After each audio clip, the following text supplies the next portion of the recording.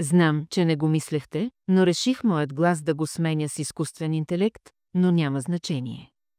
Днеска ще си поговорим за хотела Беладжио в Лас-Вегас. Един от най-известните и емблематични хотели в Лас-Вегас е Беладжио. Разположен на булевард Лас-Вегас Стрип, той отваря врати през 1998 година и бързо се утвърждава като символ на лукс и елегантност. Името и дизайнът на хотела са вдъхновени от италианския град Беладжо, разположен край езерото Комо. Една от най-забележителните характеристики на Беладжио е неговото изкуствено езеро с площ от около 3,2 хектара, пред което се намира прочутият танцуващ фонтан. Този фонтан предлага впечатляващи водни спектакли, синхронизирани с музика и светлини, които привличат хиляди посетители ежедневно. Вътрешността на хотела впечатлява с изискана обстановка, включваща ботаническа градина, художествена галерия и казино с площ от над 10 000 квадратни метра.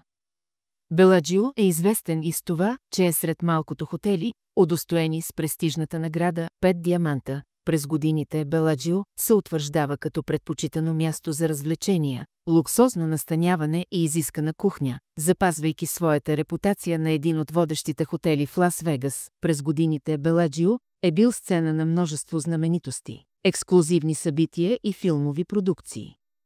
Една от най-известните сцени на филма Ocean's 11 е заснета именно в казиното на Беладжио.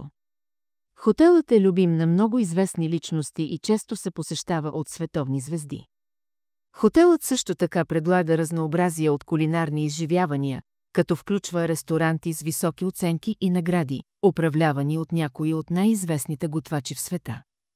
Сред тях са ресторантите Ели Сърк, Пикасо и Прайм Стейкхаус, които предлагат уникални и изискани менюта.